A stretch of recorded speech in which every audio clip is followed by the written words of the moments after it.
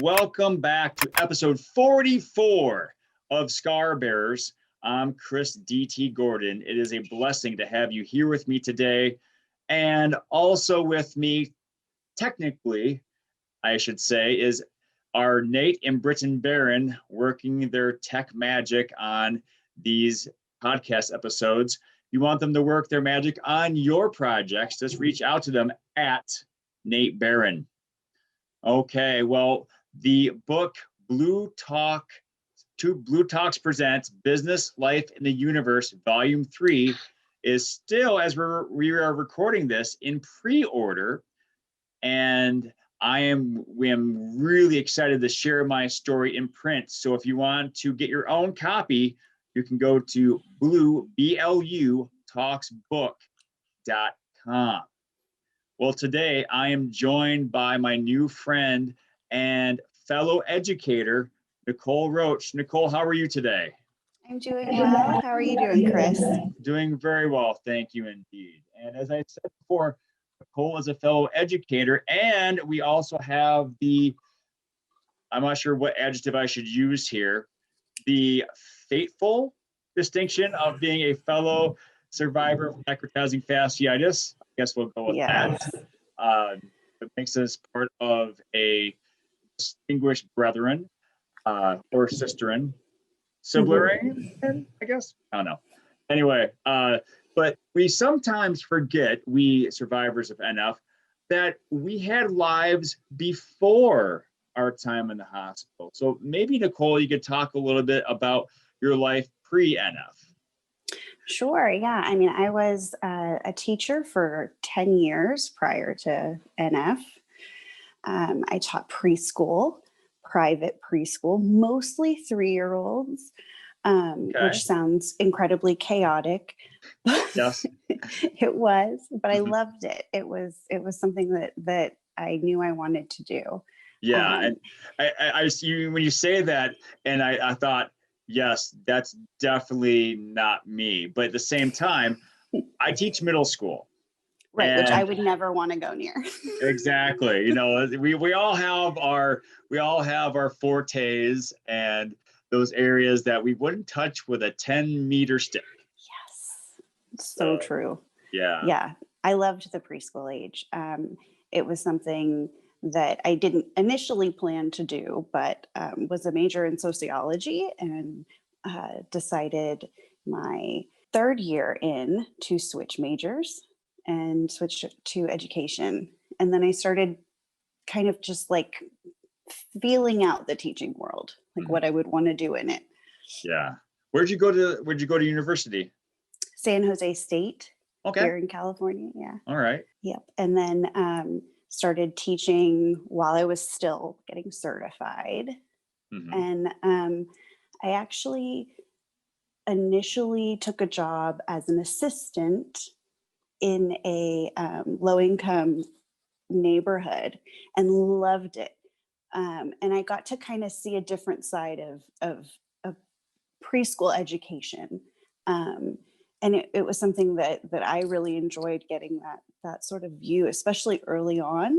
It was a Spanish English teacher, and she was great. She was awesome. She really kind of like took me under her wing, and you know. Did you have any prior experience with Spanish? Yes, Okay. I did. Yes, yeah. I don't speak it fluently. I haven't used it in years, so it's incredibly broken right now. But at the time, because I was sort of like immersed in it, my Spanish got very, I felt like incredibly comfortable in conversational Spanish. Yeah. And then a lot of the things that they would do there was teaching English as a second language. So like the repetition back and forth, which helped me also. So we were all learning. Well, that's good. I find that if everyone is learning at the same time, it creates a stronger bond with the students. Yeah, teaching little ones is a very different world. I loved 3-year-olds. That was the age that I taught the most. The pre-kindergarten age, I didn't like as much. they were becoming more like little people, and they were very interested in expressing their own opinion and having a sense of who, they wanted to kind of really push and test those boundaries.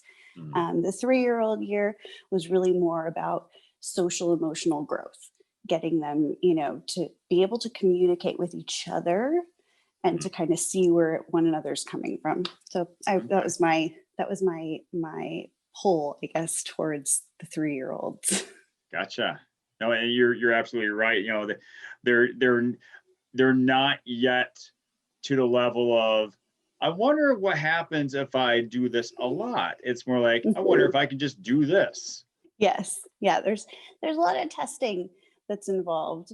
But I think that it's a special job to be a teacher. And I think that, especially with everything going on right now, I don't know how, if I was still teaching, how I would do it because I'm seeing preschool teachers teach through Zoom, which, is not ideal. Kids at that age need to really have a chance to be around each other, to learn from each other. So over Zoom, I can't imagine how they wrangle them all in. Yeah. Well, a lot of very short sessions, I think.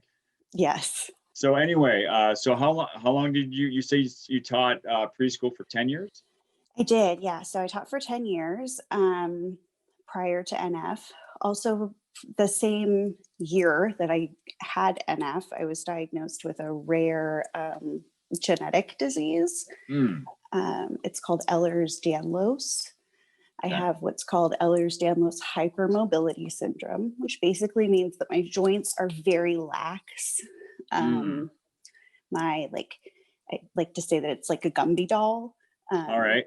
Or like an action figure that you played with too much, and all of a sudden the elbow goes this way. And exactly. Oh wow. Exactly. So it's a collagen, defective collagen genetic disease. There's no cure.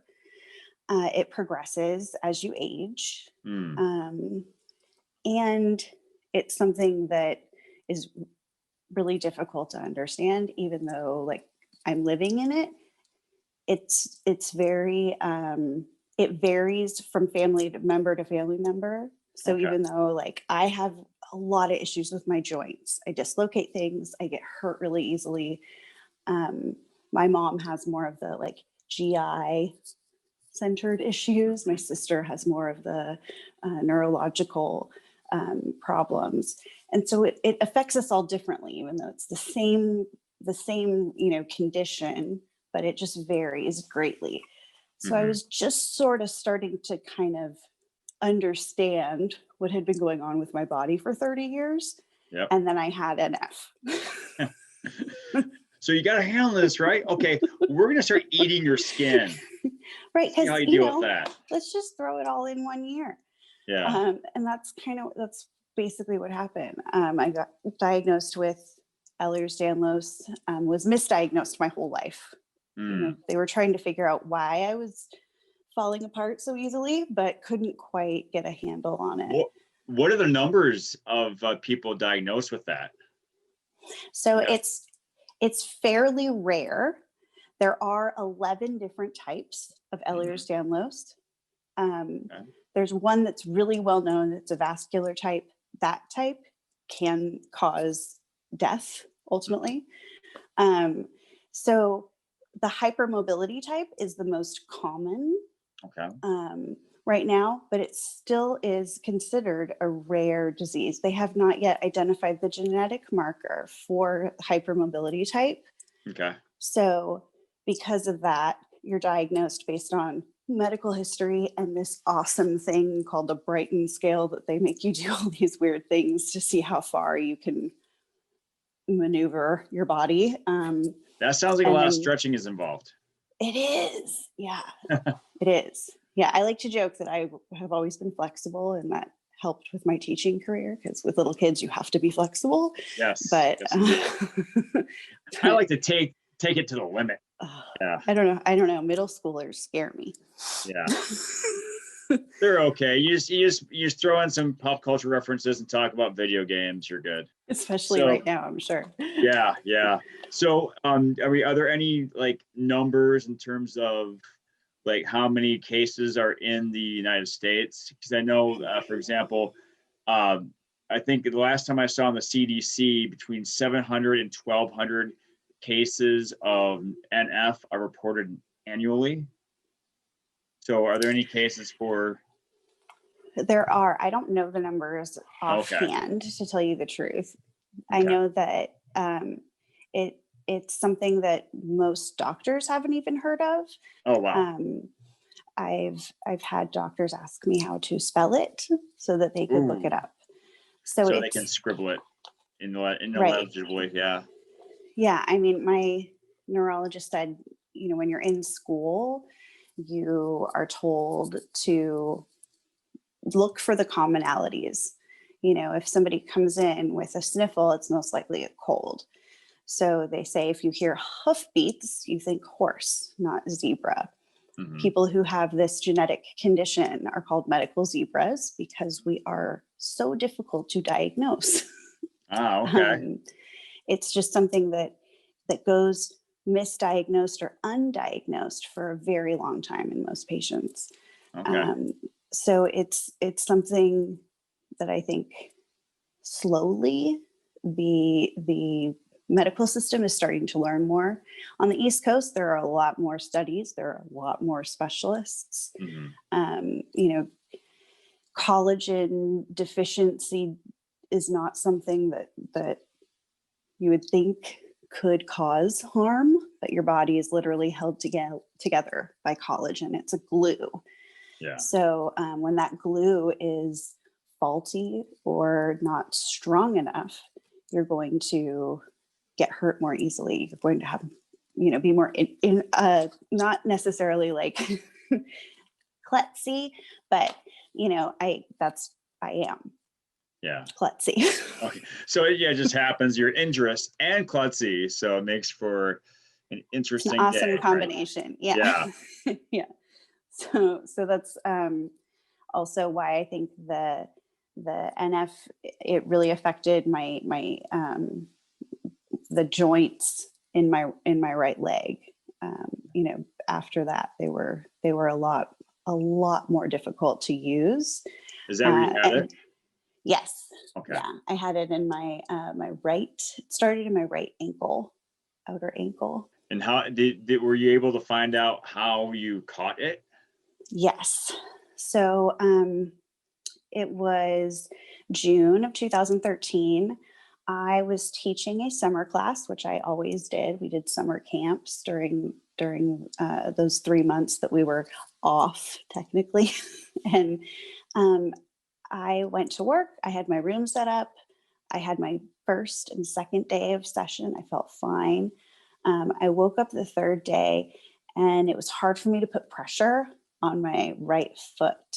And I kind of just explained it away. It was kind of like, I must have, I tweak my ankles frequently, and thought I probably just rolled my ankle funny. I had done that exactly a year prior and had some micro tears in the tendons around my ankle. So, and it felt very similar to that. So in my head, I thought, oh, I did it again. My podiatrist is going to love seeing me a year later for the same problem. And by the end of the school day, I could barely put weight on it. And it was incredibly swollen. It hurt. Mm-hmm. I went to see my podiatrist, and she took a look at it, and she said, I think you might have completely tore the tendon. Oh. Go and have an MRI and then come right back, and I'll put you in a soft cast.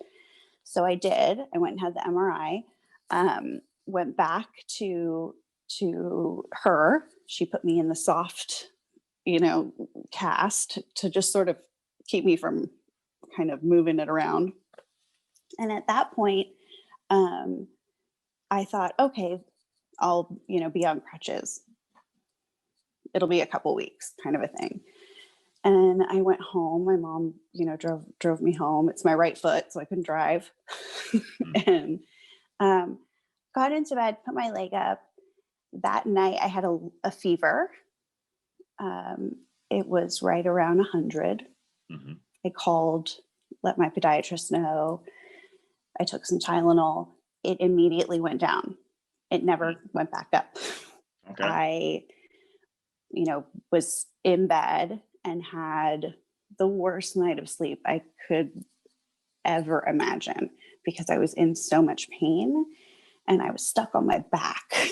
And I had I had the cast, on, and woke up the next morning and, told my mom, like, I am in so much pain. My foot, you could see, was very swollen, even though all that you could see were like the tops of my toes.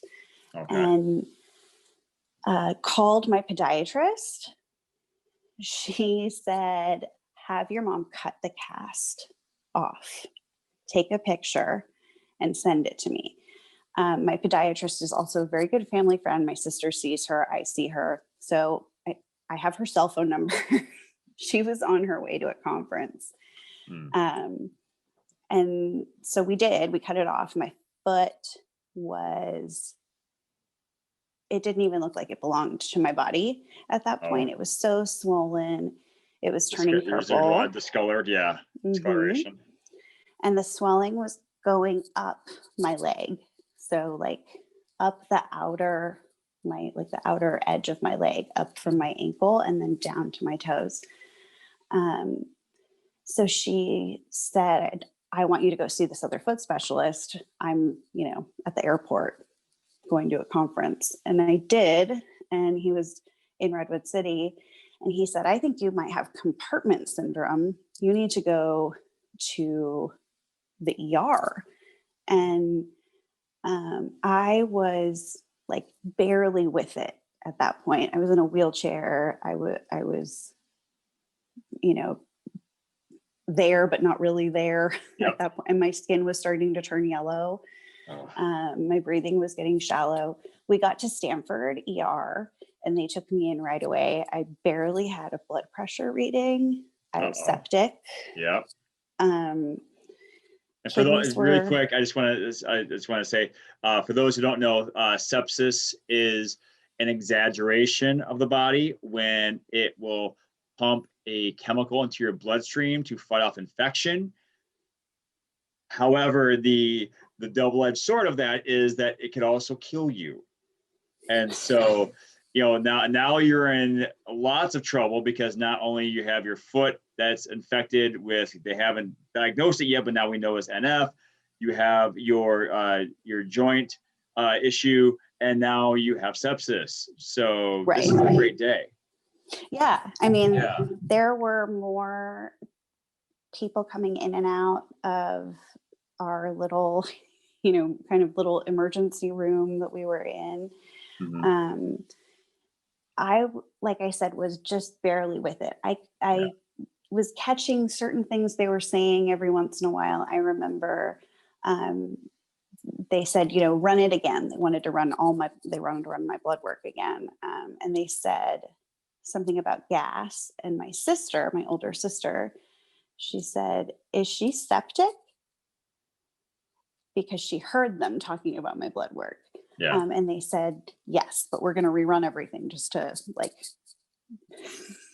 to be sure. It won't solve the problem, but just make sure that that's the problem. And they told my sister, my mom, my stepdad, and my dad were all there at that point. And they said, we're going to start prepping her here in the ER for surgery. They wanted to make sure that the OR was absolutely so as sterile as it could possibly be. And they said, because your daughter has necrotizing fasciitis. Now, my mom had never heard of that. She didn't know what that was. My sister had, and my sister was just like, no, you're wrong. And they weren't wrong. They said, we're going to try and save, her life, but she might not have her leg at the end of this. And they took me in for the first debridement surgery at that point. Okay. And so how long do you know how long you were in surgery for? I have no idea. Okay. I have no idea. The first 3 days, I don't remember much. Were you I was in in a the coma those 3 days? ICU. Okay, but No. you were okay. Yeah, I Okay, mean, so you were in a coma, or were you awake but just not lucid at all? I was awake, Okay. but not, I had no idea what was happening. Gotcha. Okay. And it wasn't until the third day, at that point, I had 2 surgeries, and I was kind of like starting to be awake for longer than a couple minutes at a time. Mm-hmm. And they came in to they were constantly coming in to check, right? They want to make sure that the infection isn't continuing to like travel up my leg. They were checking everything else, like my other like fingers and toes on other parts of my body, just to make sure. Yeah. They explained that, this could pop up in my left arm, even though it was affecting my right foot. So I had never heard of it before either. And when they came in to check my leg, they like put a sheet up. And I said, no, I want to see, because I felt like at that point I needed to know for myself, like what I was dealing with. Yep. And at that point, like my kidneys were still not working properly. I had 2 partially collapsed lungs. So I had like, these pulmonary people coming in to do exercises to try and get my lungs to continue to work. And I just wanted to know like what I was up against. Yep. And so I saw, and I lost all of the soft tissue in my foot, basically like up to my toes, and then my whole ankle, and then up the side of my leg. So on the inside or outside?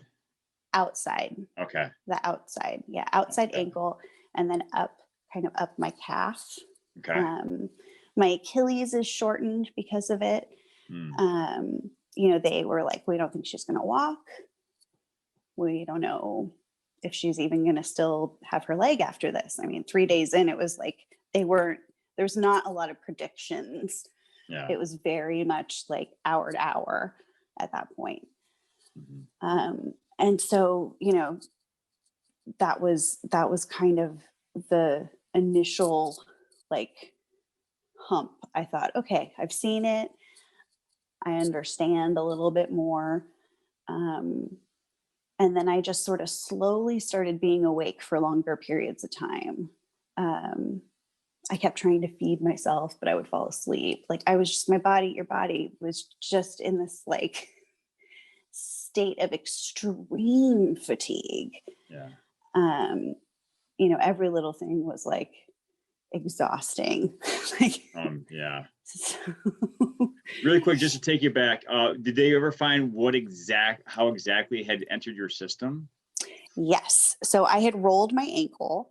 Oh, so it was the roll of the ankle. Okay, you had rolled your ankle. Okay. But it was like a week before this happened. I mean, it wasn't, Oh, I never even connected it. But because of the genetic condition, because of the faulty collagen, I also heal very slowly. Okay. So what they think happened is I had this, ankle injury that was trying to heal. I went to work, was most likely, just exposed to strep A. And it then found a weak spot in my body in that ankle. I did not have a cut. I did not have an opening anywhere. Okay.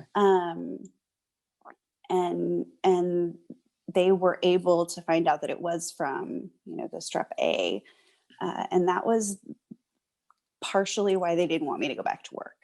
Okay. They felt like, being around young children who are germ monsters. Walking petri dishes. And just like, they have no boundaries either, right? They're like in your personal space. Yeah. All the time. They're little. Love you, but you'll kill me. So. Exactly. Yeah. So that's partially why they were very against me going back. Okay. And at the time, I wasn't even thinking about going back to work. I mean, I was just trying to think small. Like my first hurdle was, what do I have to do to get out of ICU? Yes.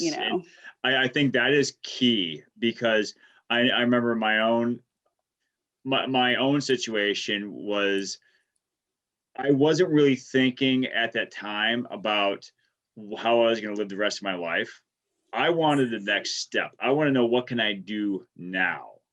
Exactly. And I think, I don't know, but I mean, maybe it's the same way with you, Nicole, that really helped focus my energies and focus my mind, so that I can say, okay, this is what I'm going to do now. I'll reach the next step when I get to the next step. Exactly. Yeah. Small victories is what I have always said. Growing up being sick a lot and getting hurt a lot, I had to think that way. So having that already instilled in me as a person definitely helped when it came to dealing with this. They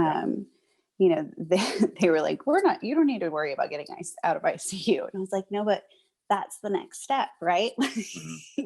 So what do we have to do? And it was small victories that you have to focus on. I didn't walk for 6 months.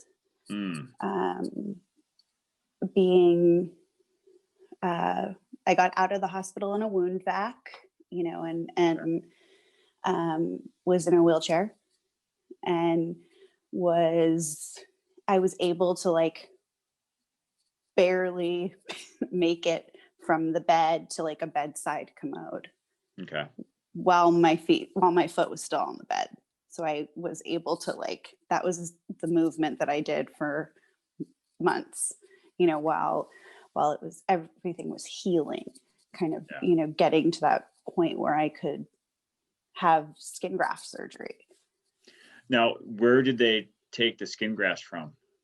My right thigh. And because of the Ehlers-Danlos, my skin is actually thinner than somebody that I was 30 at the time that this happened, than somebody that was 30 years old. So they took an initial size patch, and then when they were working through it, they realized it wasn't going to be enough. My skin was too thin, so they had to take more. Oh, jeez. And luckily, that all happened at the same time. They figured that out and went ahead and did it, and it worked out. Yeah. But because of the collagen deficiency, my skin itself is easily damaged. Okay. Not just from bruising, but breaking and things like that. So they wanted to make sure that what they were using was going to be, thick enough, right? Even though it's not, it's not really thick when you think about it, but they wanted to make sure that it was going to cover evenly and not leave any parts exposed. So they did take extra during that surgery. And then I was in the wound vac again, for a while.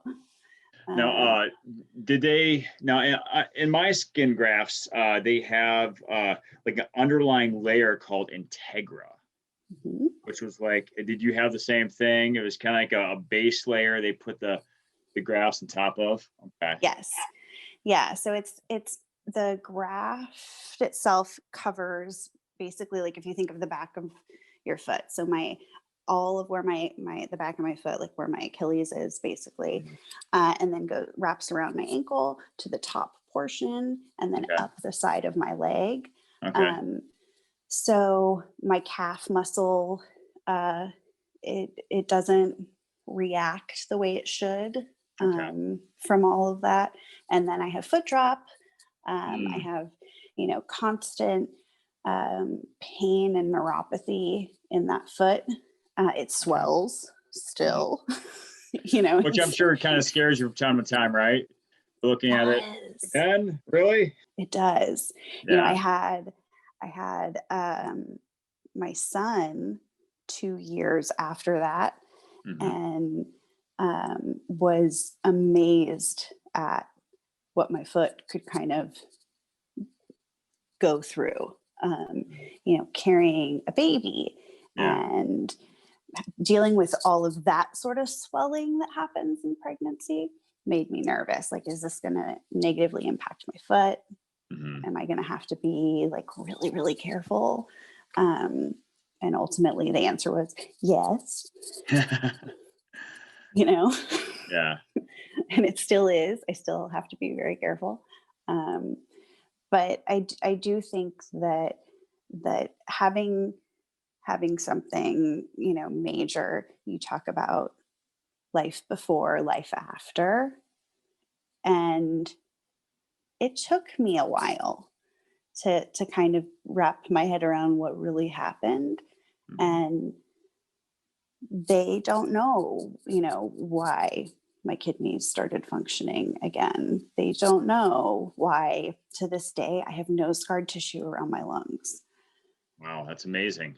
There was just all these things, that happened that there was not a lot of answers for. And so for myself and my family, we really had to focus on the small things. Being able to start physical therapy, I was like, oh, this isn't going to work. Like, they wanted me to sit on a stationary bike. And I said, I haven't walked in 6 months. I can't pedal a bike. Like, that makes no sense. But it worked. I needed to get used to putting pressure on my foot. It's weak. It's going to be weak, especially with the genetic condition. Yep. That leg, I have to be careful, and it'll be that way forever. But finding a spot each day to kind of realize, like, this was a huge thing, and I had a choice then. I have a choice now, right? Like, you can either decide to go in the hole or not. And for me, I've always had to make that decision. I was not going to let myself go down into a hole. Now, I did have moments and days and times, as everyone does, but I wouldn't let myself live there. And I think that was huge as far as coming through on the other side of things with NF. I totally agree. Just from my own experience, that making that decision to not to use as I wear my Star Wars sweater, to use a Star Wars reference, to go to the dark side. Yes. Making that conscious decision was monumental, because where your mind goes, your body will follow. Correct. And I think, doubly for you with all your health issues, that having that positive mindset is crucial, into having a healthy, productive lifestyle, no matter what you have to deal with. Definitely. Yeah. I mean, I think that's something that, and then just like having my faith has been a huge thing. I think that also incorporates hope, and and taking time to, like, really, I'm very thankful. If my body had not been able to go through that, I wouldn't have my son. I would not, I wouldn't have had the opportunities that I've had since then. And I think that for my family also, it was knowing that I have a huge, tight, extended family, and they all pitched in, you know, meals, talking to my mom, listening to her cry, you know, and the impact that it left on my immediate family. Everybody's very protective of me. I'm You're 37. like the sequel to Bubble Boy, Bubble Girl. Yes, right? Exactly. Yeah. Yes, very much so. You know, and I don't think that that's a bad thing. We went through a lot, and they all know that there was a higher chance of me not being here than there was of me making it. Yeah. Let alone making it and walking. Yeah. You know, which I can do now. So, Yeah. so that's something that they didn't think I'd be able to do. So speaking of what you can do now, what are you doing now? You know, not only day to day, but, you know, in terms of sharing your message and living this second chance, I guess. Yeah. What have I done since then? Having my son was huge. Yep. I also started writing after my son was born. I felt like my body, you know, after NF, I was hospitalized that following year multiple times with recurrent skin infections, and was diagnosed with an immune deficiency. Okay. And, you know, they were kind of like, your body's been through so much, like, we just don't know what else we can do. You know, you have to like give yourself some time, basically. But I had infection after infection until I got pregnant. Now, when you're pregnant, your body does this awesome thing. It like beefs up your immune system. Yes. Not that I can speak personally about that, but I've heard. Yeah. Yep. Yeah. And so that doing that boosted my immune system, and I stopped having recurrent skin infections. Oh, wow. So after I had my son, I did a lot of writing about how being on the other side of it and looking at the journey made me realize, like, I was supposed to be here for a reason. I was supposed to be here to have, you know, this amazing little boy. And so I wrote a lot about like my health journey and my overall experience with this genetic disorder, as well as the NF, and how that has affected me as a mom. And writing was a great outlet. It really was. Now at this point, I still have days where I need to use mobility aids. Okay. And a lot of that does have to do with the genetic disease. But at the same time, my right foot, the condition that it's in,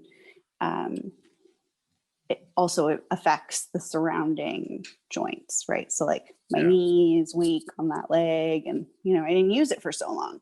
Yeah. So, hey, buddy. So using mobility aids, I have walking sticks. I have a great little helper. What's your helper's name, by the way? I don't think we got his name. Joey James. Joey James. That's an awesome name. Thank you. Yeah. And, you know, I have a lot of leftover anxiety, you know, some PTSD that I deal with since NF. Okay. So I think a lot of that is just trying to continue to remind myself to be mindful, and like, it's okay to have those moments. Yes. Right. And to allow myself to do that. Now, it's a lot harder to allow yourself to do that when you have a 5-year-old. So carving out time. That's huge. Is huge. Yeah. I mean, you know, and I know you know this, but I think people need to be reminded that self-care is not a luxury. Self-care is necessity. Because, you think of a NASCAR race, that car could go around the track repeatedly with nonstop, but it will burn itself out eventually. It needs those pit stops, and so do we. Yeah, definitely. So that's huge. I wrote a blog post all about that for a local mom blog here in the Bay Area, and I wrote about having this sort of like the flight attendants approach to motherhood. Okay. And how you have to put your own mask on before you can help anybody else. Yes. And as a mom, we're very focused on everybody else, right? Like, and your mind is going in like a million different directions. And, but if you don't put that oxygen mask on you're not going to be able to be there 100% for everybody else. Yes. And especially right now, like pandemic life, it's very difficult to participate in self-care. Yeah. Because my son's home, there's not as much alone time for anybody. And I also continue to have, health struggles. So it's I think carving out time is huge. It's really important. And I think it is something people forget about. Yeah. So what's something you do to carve that precious time for yourself so you can practice that self-care? Probably writing is one thing, right? So writing was something that I always enjoyed writing, but never like fully dove into it until the NF. I wrote my entire journey down from, kind of like beginning to when I graduated physical therapy. And having that was really helpful. I got to make different connections with support groups for the genetic disease that I have, as well as for NF, medical, trauma support groups, PTSD support groups. So for me, I think writing is probably the first, and then I do a lot of reading. Okay. And I try not to I tend to gravitate towards like educational reading and I'll reread things on positive discipline and, different parenting strategies and things like that. And then I have to remind myself that I need to read a book for me. Yeah. Like something that isn't like necessarily all about working my brain. Something that does not include bullet points. Right. Yeah. So I do a lot of reading. I also, meditation has been huge. Now it's a lot harder to do that right now, but at night after my son is asleep and in bed, that is when I can kind of like start to shut everything down, because it's the end of the day, he's asleep, and making sure that instead of thinking of like the 5 things that I would like to do before I fall asleep, taking that time to like center myself is huge. Yeah. And so I do a lot of like the where you listen to, it's like a guided meditation. Okay. Yeah. And then I started during the pandemic, I started doing YouTube Tai Chi. Okay. Which I didn't think I could do because a lot of it is like shifting your weight on your feet. Yeah. And my foot doesn't really, it can only kind of tolerate back and forth for so long. But but that's something I can do. And it's gentle. And even my son has, wanted to do the YouTube Tai Chi along with me, which I think is huge. So he tries himself to do it. That's great. And it's hard. Usually prior to the pandemic, I would take like one weekend a month and have a night out with my girlfriends who are all also moms. So we would all look forward to this time, right, where we would get to go out to dinner and not kind of like have our mom hats on. Yep. And that's a lot harder to do now because everybody's stuck at home. So. Yeah, a little bit. So a lot of Zoom and wine. Yes. Yes. I do a lot of coffee, morning coffee. I call it our coffee catch-up sessions. Gotcha. With one of my good friends who's also has a little boy at home. Okay. Yeah. And then just, I don't know, I try really hard to share with people as much as I can about things that I went through and things that I learned from going through what I went through. Because it is it's a totally different experience for everyone. Yes. Like everybody has a totally different story. Mm-hmm.